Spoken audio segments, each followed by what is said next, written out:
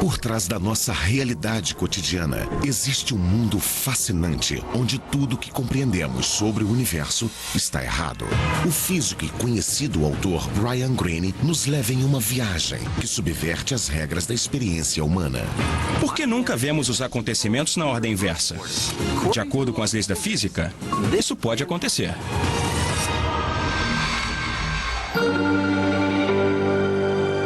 Além do cosmos, o multiverso.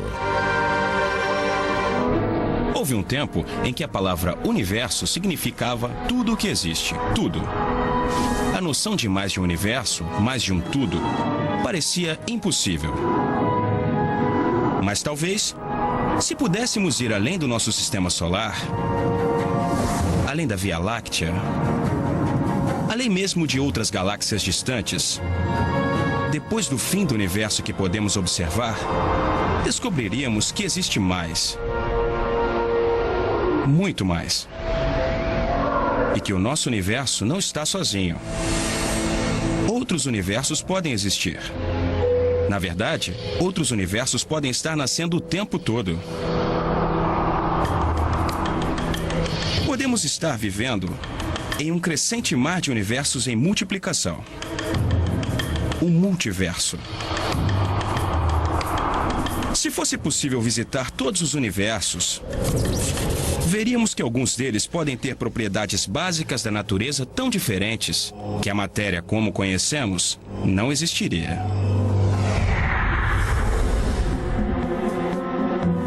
Outros podem ter galáxias, estrelas, até mesmo um planeta que parece familiar, mas com algumas incríveis diferenças.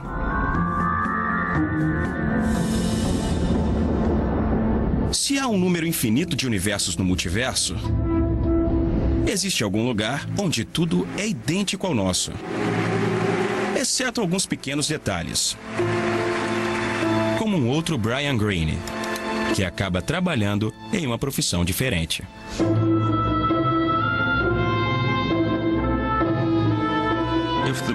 Se o multiverso é de fato infinito, algum deles terá que se confrontar com muitas possibilidades que são difíceis de imaginar. Haverá um lugar onde existe um Alan Guth que se parece comigo e age exatamente como eu, assim como outros lugares com Alan Guths que pensam quase exatamente como eu, mas com algumas pequenas diferenças. Isso é ciência? É parte da metafísica? É só filosofia? Religião? Os físicos tendem a não fazer essas perguntas. Eles apenas dizem, vamos seguir a lógica. E a lógica parece levar a isso. Por mais exótico e estranho que o multiverso possa parecer, um número cada vez maior de cientistas acredita que ele pode ser o último passo de uma série de reformas radicais na nossa visão sobre o cosmos. Quer dizer, houve um tempo em que acreditamos que a Terra estava no centro do universo. E todo o resto girava em torno de nós. Aí apareceram cientistas como Galileu e Copérnico, que mostraram que o Sol, não a Terra, estava no centro do nosso sistema solar. E nosso sistema solar é só um bairrozinho na periferia de uma galáxia gigantesca. A nossa galáxia é uma em centenas de bilhões de galáxias que compõem o nosso universo. Todas essas ideias pareciam mirabolantes quando foram apresentadas pela primeira vez. Mas hoje nem as questionamos. A ideia de multiverso pode ser parecida. Pode precisar apenas de uma mudança drástica na nossa perspectiva do cosmos. Por outro lado, alguns cientistas acreditam que o multiverso não passa de um beco sem saída para a física. Fico muito desconfortável com a ideia de multiverso. Para virar ciência sólida, precisa se desenvolver muito ainda. Ele existe, do mesmo jeito que os anjos podem existir. Precisamos fazer nossas apostas, e acredito que agora o multiverso é uma aposta muito boa. Acho que é uma chance do multiverso ser real e que daqui a 100 anos as pessoas estejam convencidas de que ele é real de fato. De onde veio essa ideia? Quais são as provas? Várias descobertas impressionantes sugerem que realmente podemos ser parte de um multiverso.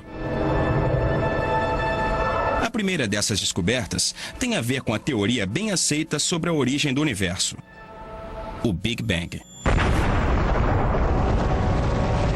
De acordo com essa teoria, nosso universo começou há uns 14 bilhões de anos com uma explosão muito violenta. Ao longo de bilhões de anos, o universo esfriou e se aglutinou, permitindo a formação de estrelas, planetas e galáxias.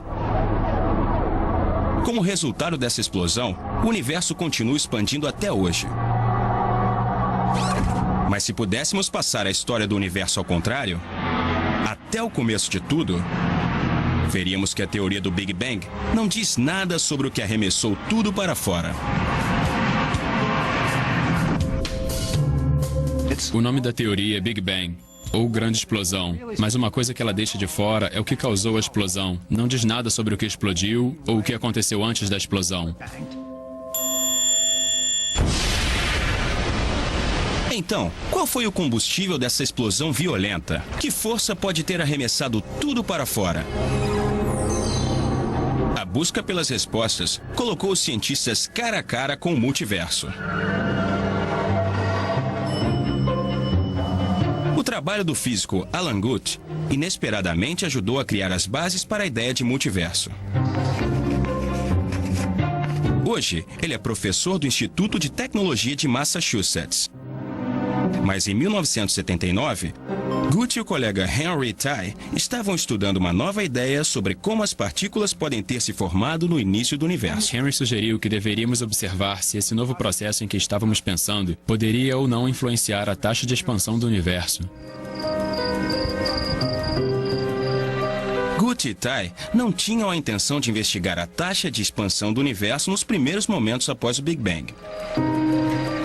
Mas o questionamento de Henry Tai fez com que Guth revisasse os cálculos mais uma vez. Guth descobriu, com a matemática, evidências de que no ambiente extremo no comecinho do universo, a gravidade podia atuar ao contrário. Ao invés de aproximar os objetos, essa gravidade repulsiva afastaria tudo de si, causando a grande expansão. Imediatamente fiquei muito empolgado e rabisquei o cálculo no meu caderno. No final escrevi "descoberta espetacular" com uma caixa em volta. Porque percebi que se estivesse certa, ela poderia ser muito importante. Ao descobrir essa gravidade repulsiva, Alan Guth, sem querer, lançou luz sobre o comecinho do Big Bang. Descrita matematicamente, esta força era tão poderosa que poderia pegar um espaço tão pequeno quanto de uma molécula e expandi-lo para o tamanho da Via Láctea em menos de um bilionésimo de um piscar de olhos.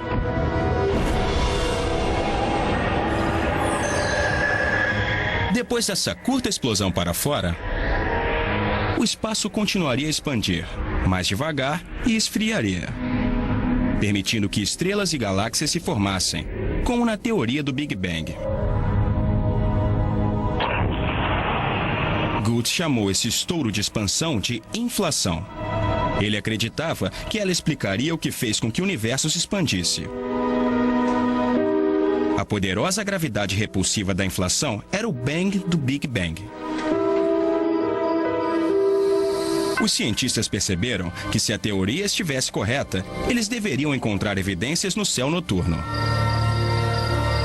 Imagine que fosse possível apagar o Sol e remover todas as estrelas. Se nossos olhos pudessem detectar o resto da energia que ainda está lá, veríamos uma luminosidade morna em todo o universo. Esse mar de radiação é chamado de radiação cósmica de fundo. São os últimos vestígios de calor do próprio Big Bang. A teoria previa que a expansão violenta de espaço durante a inflação deixaria uma marca nessa radiação. Essas impressões digitais formariam um padrão preciso de variações de temperatura, pedaços um pouco mais frios, outros um pouco mais quentes, que seria mais ou menos assim. mas ainda levaria 10 anos até que a tecnologia fosse sensível o bastante para testar essa previsão. Em 1989, a NASA lançou o satélite conhecido como Explorador do Fundo Cósmico, seguido de um segundo satélite, o WMAP, em 2001, colocando a inflação à prova. As missões mediram a radiação com tremenda precisão e os resultados foram impressionantes. As variações de temperatura encontradas no cosmos eram quase idênticas às previsões da teoria da inflação.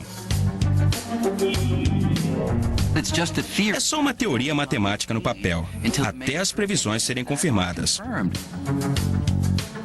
O WMAP descobriu o que a matemática da inflação tinha previsto. Isso foi muito convincente. A inflação já teve muitas chances de falhar. As previsões foram feitas, os dados apareceram e a inflação se mostrou totalmente certa.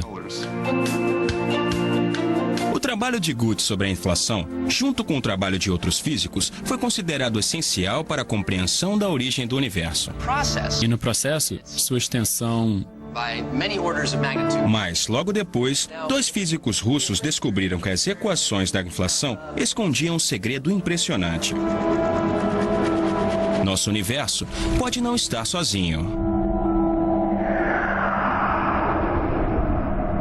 Um desses físicos era Andrei Lindey, que já tinha feito contribuições essenciais para a teoria da inflação. O outro era Alex Valenkin, que por acaso assistiu a uma das palestras de Alan Guth. Ele deu uma palestra maravilhosa. Eu não o conhecia, mas o que ouvi foi bem inesperado. Em uma tacada, a inflação explicava muito bem as características do Big Bang e era notável porque o universo é como é. Então, fui para casa muito impressionado.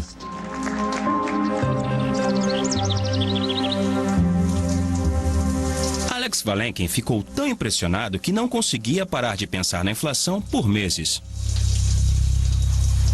Geralmente, faço minhas reflexões do dia no banho, que costumam ser longos. Quanto mais Valenkin pensava no processo de inflação, mais ele se perguntava o que poderia ter feito com que ela parasse. Como uma região do espaço poderia sair da inflação? O que acontece exatamente no momento em que a inflação acaba? Enquanto eu pensava, descobri que o fim da inflação não acontece em todos os lugares ao mesmo tempo. Valenkin se deu conta de que a inflação não termina em todos os lugares ao mesmo tempo. Então ela sempre está acontecendo em alguma parte do espaço. Nesse cenário, o Big Bang não é um evento único que aconteceu. Várias explosões aconteceram antes da nossa e inúmeras outras acontecerão no futuro. Era um novo cenário impressionante e inesperado, no qual a inflação pararia em algumas regiões, mas continuaria em outros lugares. Novos Big Bangs estão sempre acontecendo. Novos universos estão sempre nascendo, criando um multiverso em eterna expansão. Lindey e Valenkin, em especial, defenderam a ideia de que a inflação pode não acabar nunca. Que esse processo de expansão pode acontecer repetidas vezes, gerando um universo atrás do outro. Afinal, isso era uma revolução na ciência ou uma teoria cheia de furos? A ideia ficou conhecida como inflação eterna. Podemos imaginá-la mais ou menos assim. Pense que este pedaço de queijo é o espaço inteiro antes da formação das estrelas e das galáxias. De acordo com a inflação, o espaço é preenchido uniformemente com uma imensa quantidade de energia. E essa energia faz o espaço expandir em uma enorme velocidade.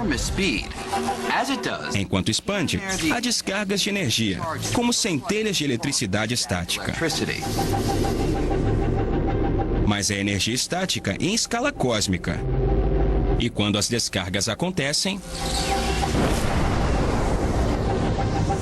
toda a energia é rapidamente transformada em matéria, na forma de partículas minúsculas. Esse processo é o nascimento de um novo universo. o que tradicionalmente chamamos de Big Bang. Dentro desses novos universos, que são como buracos no queijo, o espaço continua se expandindo, mas muito mais devagar. E às vezes, galáxias, estrelas e planetas são formados como vemos no nosso universo hoje. Enquanto isso, fora desses novos universos, o resto do espaço ainda está cheio de energia que não foi liberada e ainda está expandindo numa velocidade enorme. Mais espaço em expansão significa mais lugares onde a energia pode ser liberada em outros Big Bangs e criando outros universos. Isso significa que esse processo pode continuar para sempre.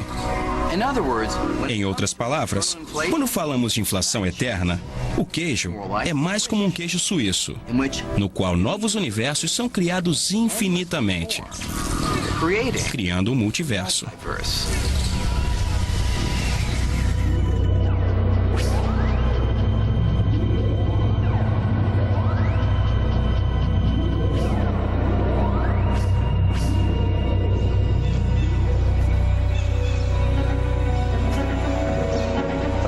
Eu achava que tinha descoberto algo importante sobre o universo e queria compartilhar isso com meus colegas.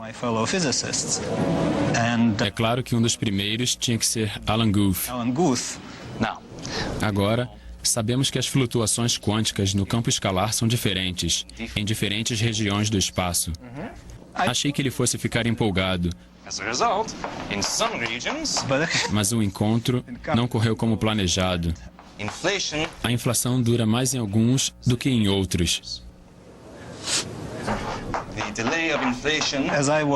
Enquanto eu descrevia minha nova imagem do universo, as regiões em inflação e assim por diante,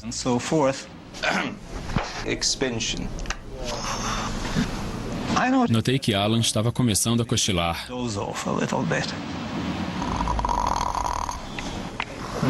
Na verdade, fiquei muito triste com isso. Então, achei que devia ir embora.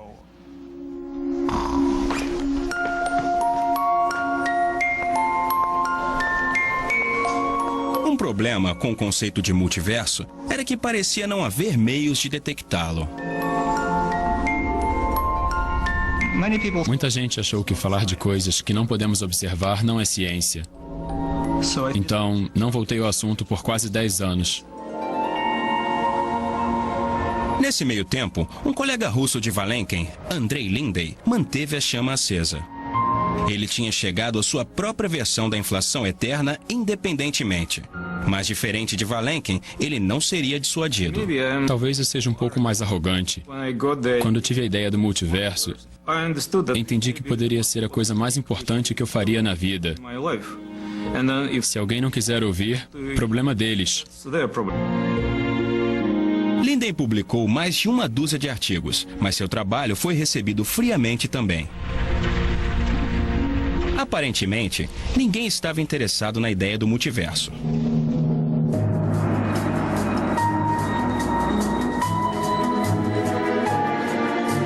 Se as equações da inflação eterna eram a única pista para o multiverso, o assunto poderia ter sido encerrado.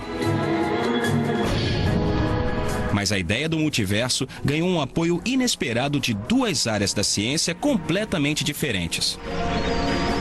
Uma delas era a chamada teoria das cordas, criada para explicar como o universo funciona nas menores escalas.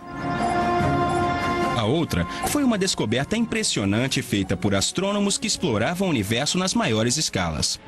Uma descoberta que é totalmente misteriosa se só existe um universo. Mas se estamos falando de um multiverso, a coisa muda de figura.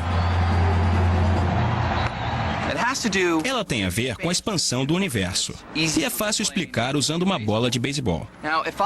Se eu jogar esta bola para cima, todos sabemos o que vai acontecer. Enquanto sobe, ela vai desacelerando por causa da gravidade. Os astrônomos sabiam que o universo estava expandindo e assumiram que a expansão desaceleraria por causa da força gravitacional das estrelas e galáxias, assim como a bola desacelera por causa da força gravitacional na Terra. Mas quando eles fizeram as medições, descobriram algo impressionante. Algo que balançou as estruturas da física. A expansão não está desacelerando, ela está acelerando. É como se eu pegasse esta bola de beisebol e quando eu jogasse, ao invés de desacelerar, ela iria cada vez mais rápido. Se você visse uma bola fazendo isso, ia achar que existe alguma força invisível agindo contra a gravidade, empurrando a bola, fazendo com que ela fosse mais rápido. Os astrônomos chegaram à mesma conclusão acerca do universo. Algum tipo de energia no espaço deve estar afastando as galáxias umas das outras, acelerando a expansão. Como não vemos essa energia, os astrônomos a chamaram de energia escura. Essa é uma das descobertas empíricas mais importantes na história da ciência. Nos pegou completamente de surpresa. Então, ainda estamos tentando entender. Descobrir que essa energia escura está afastando todas as galáxias no nosso universo, em um ritmo cada vez mais rápido, já foi um choque. Mas a força dessa energia escura é ainda mais surpreendente. Por mais de uma década, os cientistas não foram capazes de explicar por que existe uma quantidade tão peculiar no espaço vazio. Mas o mistério fica muito mais fácil de desvendar se formos parte de um multiverso muito maior. A ideia de que o espaço contém qualquer energia parece estranha, mas nossa teoria sobre coisas muito pequenas, como moléculas e átomos, a teoria chamada de mecânica quântica, nos diz que existe muita atividade no nível microscópico e toda essa atividade pode contribuir para uma energia no espaço. E de acordo com a matemática, a quantidade de energia gerada pela atividade microscópica é enorme. O problema é que, quando os astrônomos mediram a quantidade de energia que realmente está por aí, a quantidade de energia necessária para afastar as galáxias no ritmo de aceleração observado, eles chegaram ao número assim: um ponto decimal seguido de 122 zeros e depois 1. Uma quantidade incrivelmente pequena, muito perto de zero, nem um pouco parecida com o que a teoria previu. Na verdade, é trilhões e trilhões e trilhões de vezes menor. Uma discrepância colossal. Tentamos de tudo para explicar por que a energia escura é tão pequena. Tentamos de tudo e tudo falhou. Não tem jeito. Já falei que esse foi o maior fracasso de uma ordem de magnitude estimada na história da ciência. Se isso nos incomoda, com certeza. Descobrir que a quantidade de energia no espaço é tão menor assim do que a nossa teoria previa, não é só um problema acadêmico. A força exata da gravidade repulsiva tem profundas implicações para todos nós. Por exemplo, se eu aumentasse a força da energia escura só um pouquinho, apagando 4 ou 5 zeros, o número ainda seria minúsculo, mas o universo seria muito diferente. Isso porque uma energia escura um pouco maior afastaria tudo tão rápido que as estrelas, os planetas e as galáxias nunca teriam se formado. O que quer dizer que nós nunca teríamos existido. Ainda assim, aqui estamos nós. Então, por que a quantidade de energia escura é tão menor do que a nossa teoria previu? E ainda assim, bem na medida para permitir a formação de galáxias, estrelas, planetas e vida. Simplesmente não sabemos. A disparidade entre as previsões teóricas da energia escura e o que os astrônomos observaram é um dos grandes mistérios que a ciência enfrenta hoje. Mas pense nisso. Se realmente vivemos em um multiverso, a energia escura pode não ser tão misteriosa no final das contas. Na verdade, se formos parte de um multiverso, a quantidade de energia escura que medimos pode fazer total sentido.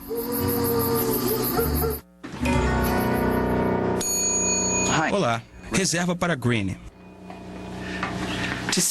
Para entender como o multiverso pode solucionar o quebra-cabeça, imagine que está fazendo check-in num hotel e o número do seu quarto é 10 milhões e 1. Obrigado. Aproveite sua estadia. 10 milhões e 1 pode parecer um número estranho para um quarto. Pegar um quarto assim seria surpreendente. Assim como o valor da energia escura no nosso universo é um número que surpreendeu os cientistas. Mas a verdade é que, se o hotel tivesse um número imenso de quartos,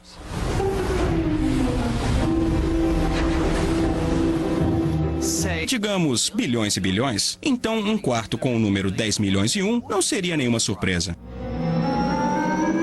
Em um hotel tão grande, é de se esperar que um quarto tenha esse número.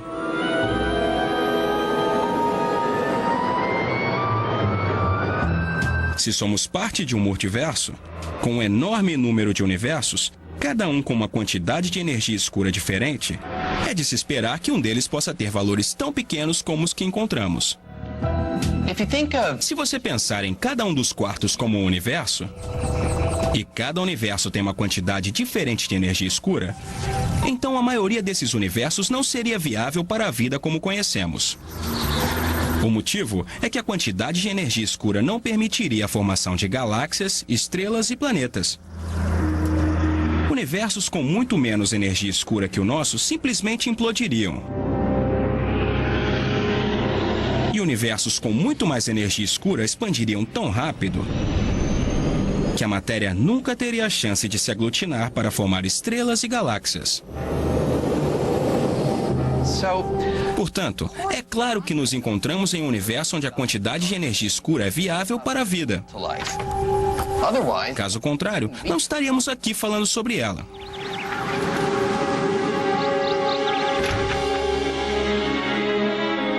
Então, se somos parte de um multiverso, o mistério da energia escura deixa de ser misterioso.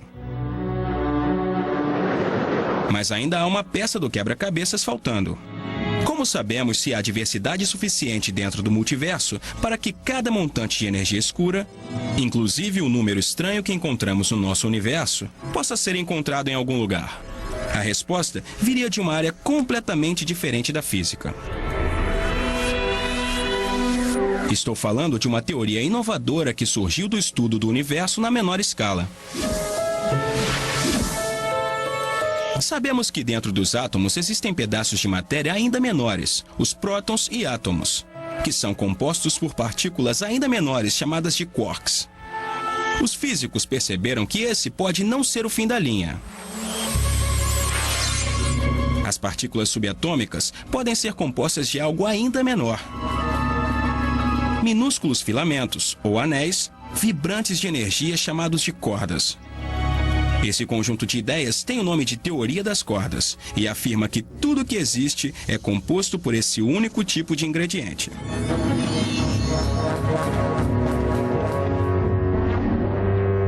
Assim como uma corda de violoncelo pode produzir várias notas diferentes dependendo de como vibra, as cordas podem assumir propriedades diferentes dependendo de como vibram, criando muitos tipos de partículas. Dessa teoria veio a promessa de uma elegante simplicidade. Uma única equação geral capaz de explicar tudo o que vemos no mundo ao nosso redor. A teoria das cordas seria bela, elegante, e os cálculos dessa teoria simples produziriam o mundo como conhecemos. Entretanto, para que essa linda teoria funcionasse, havia um problema. A matemática da teoria das cordas precisava de algo que desafiasse o senso comum. Uma característica que abriria as portas para a teoria do multiverso, outras dimensões do espaço. Todos estamos acostumados com 3 dimensões do espaço: altura, largura e profundidade. Mas os cálculos da teoria das cordas dizem que essas não são as únicas dimensões. A matemática só funciona se as cordas se moverem e vibrarem, não apenas nas 3 direções que conhecemos, mas em outras 6, 9 dimensões do espaço no total. Se a teoria das cordas está certa, onde estão essas outras dimensões? Por que não podemos vê-las? Pense no cabo que sustenta um semáforo. De longe, parece uma linha, unidimensional. Mas se seu tamanho fosse diminuído ao de uma formiga, você descobriria uma dimensão circular que se enrola em volta do cabo. A teoria das cordas afirma que se pudéssemos ser diminuídos a um tamanho bilhões de vezes menor do que o da formiga, encontraríamos outras minúsculas dimensões como essas enroladas em volta de tudo no universo. Em cada ponto do espaço, existem outras dimensões do espaço enroladas em pequenos nós, que não podemos ver porque são muito pequenos. A forma dessas outras dimensões determina as características fundamentais do nosso universo. Do mesmo jeito que as correntes de ar que passam por um instrumento de sopro têm padrões de vibração determinados pela forma do instrumento, a forma das outras dimensões determina como as pequenas cordas vibram. Os padrões de vibração definem as propriedades das partículas. Assim, todas as características fundamentais do nosso universo podem ser determinadas pela forma das outras dimensões. A forma como essas outras dimensões se reúnem é em vários aspectos, como o DNA do universo. Elas determinam a maneira como o universo vai se comportar, exatamente do mesmo jeito que o DNA determina qual será a aparência de um animal. O problema era que quanto mais os estudiosos da teoria das cordas pesquisavam, eles descobriam mais formas nas quais as outras dimensões podiam se enrolar, e a matemática não fornecia nenhuma pista de qual forma correspondia ao nosso universo. Acho que o consenso agora é que esse número parece astronômico. Alguns artigos publicados sugerem que é acima de 10 elevado a 500, ou seja, 10 seguido de 500 zeros. 10 elevado a 500 é o número das formas possíveis para as outras dimensões, e cada uma seria igualmente válida. Parecia absurdo. Especialmente para uma teoria que buscava uma única equação geral para descrever o nosso universo.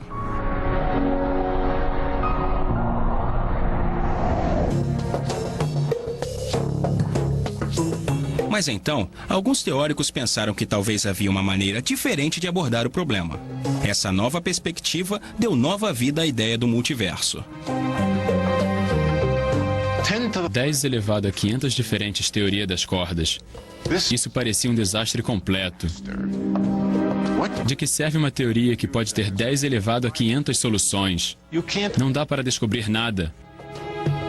Isso deixou os estudiosos da teoria das cordas meio tristes, meio deprimidos.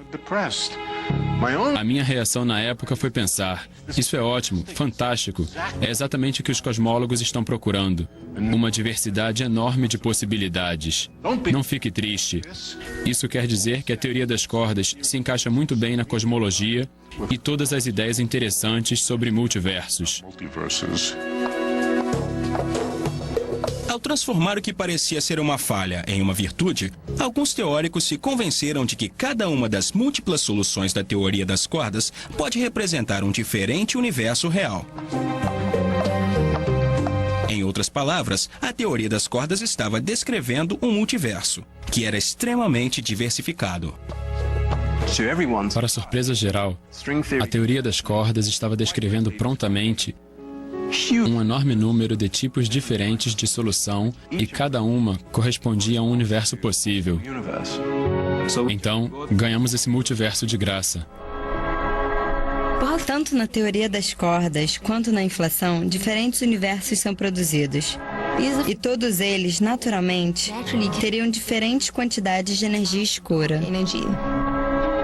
Na verdade, de acordo com os cálculos, a quantidade de energia escura teria uma variação tão grande de valores entre os diferentes universos que o estranho número que medimos certamente apareceria.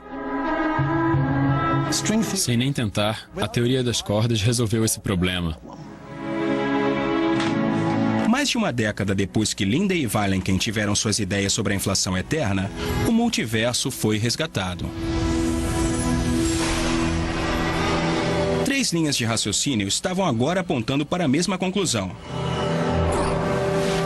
Inflação eterna, energia escura e teoria das cordas.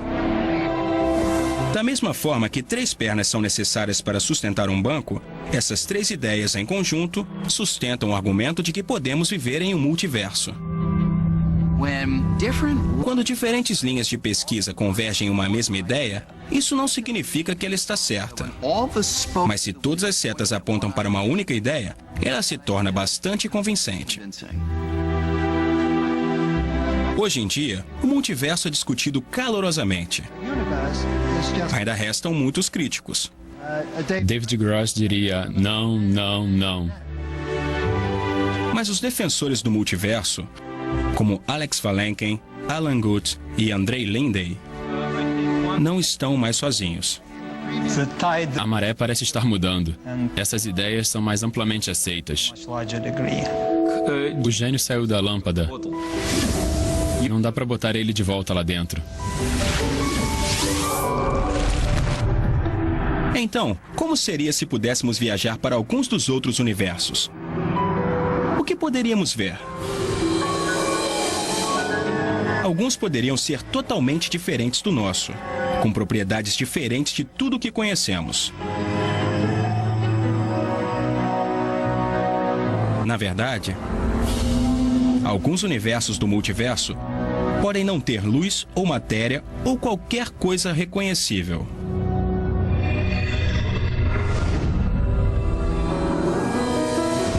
E pode haver outros com características bem parecidas com as que conhecemos. Mas onde a vida pode ter uma forma completamente diferente. Talvez se comunicando de formas que acharíamos muito bizarras. Os cálculos mostram que se fosse possível visitar universos suficientes, em algum momento encontraríamos outros como o nosso, com uma Via Láctea, um sistema solar, uma Terra, mas com algumas pequenas diferenças. Em um deles, o asteroide que matou os dinossauros há 65 milhões de anos passou direto. E a evolução seguiu um novo caminho.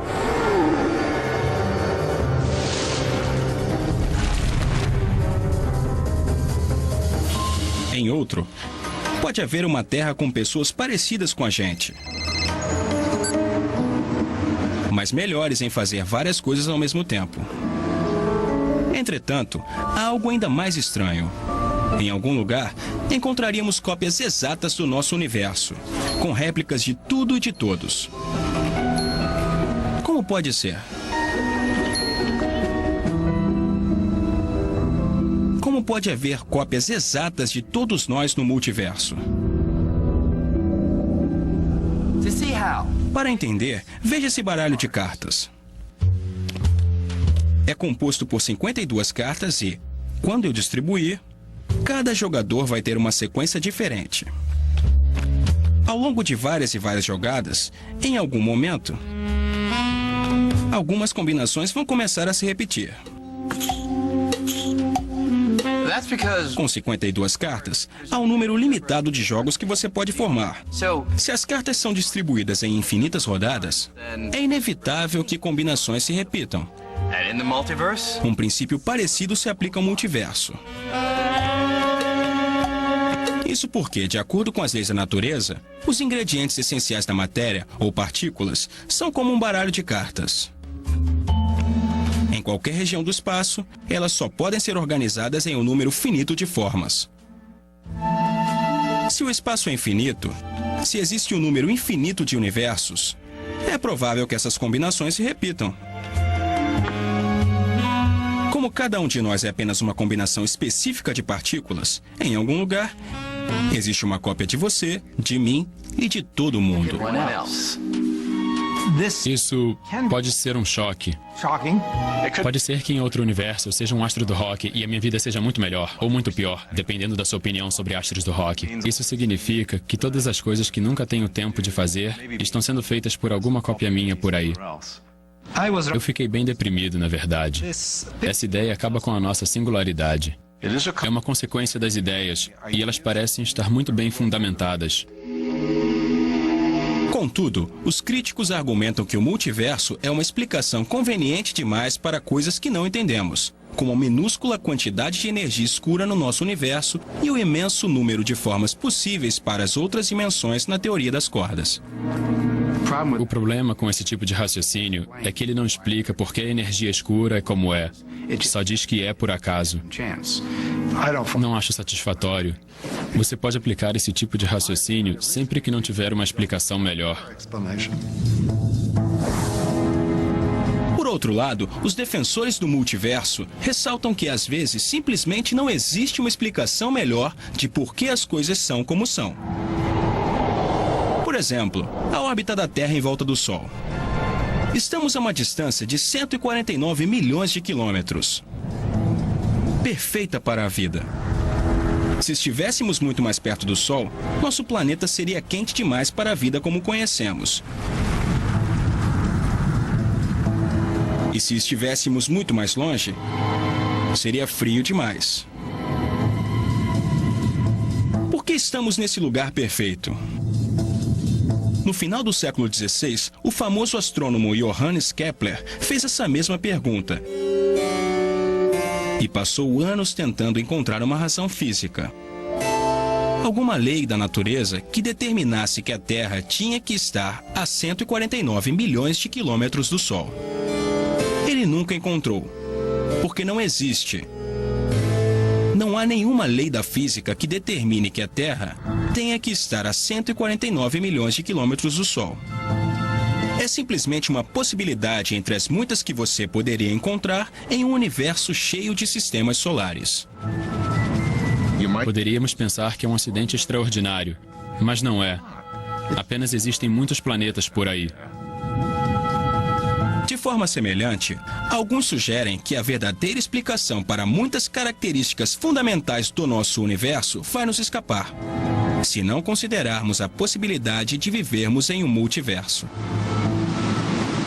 É claro que seria ótimo se tivéssemos uma explicação física e pudéssemos entendê-la. Ficaríamos muito mais felizes. Pode ser que nós tenhamos que conviver com isso. Não existe nenhum princípio inserido nas leis da natureza que afirme que os físicos teóricos tenham que ser felizes. É uma hipótese. É a principal hipótese, porque ninguém tem outra que faça tanto sentido quanto essa.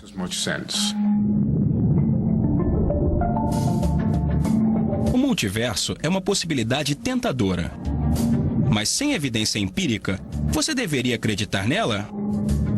Não podemos acreditar em nada até termos o suporte de experimentos ou da observação. Mas nos últimos séculos, descobrimos que a matemática fornece um guia seguro para a natureza das coisas que ainda não fomos capazes de ver, observar ou de fazer experimentos. A matemática previu coisas como os buracos negros e certas partículas subatômicas muito antes que elas fossem observadas. E a matemática sugere que esses outros universos podem existir. Não significa que seja verdade, mas geralmente nos leva ao entendimento mais profundo da realidade. Se você escolhe não acreditar, tudo bem, porque ainda não fornecemos nenhuma prova. Uma das coisas maravilhosas da ciência é que ela trabalha com provas e não com crenças. Agora, alguns cientistas acreditam que podemos ser capazes de encontrar essa prova. Eles propõem que nosso universo nasceu perto de outro. Os dois podem ter se chocado. E essa colisão pode ter deixado sua própria impressão digital. Ondulações na radiação cósmica de fundo, o calor que sobrou do Big Bang. Minha aposta é que em 100 anos saberemos se essas ideias estão certas ou não. Daqui a 100 anos, pode ser um episódio histórico curioso. Não sabemos. Mas se você só trabalha com coisas que são bem estabelecidas, nunca fará parte do próximo grande e empolgante acontecimento.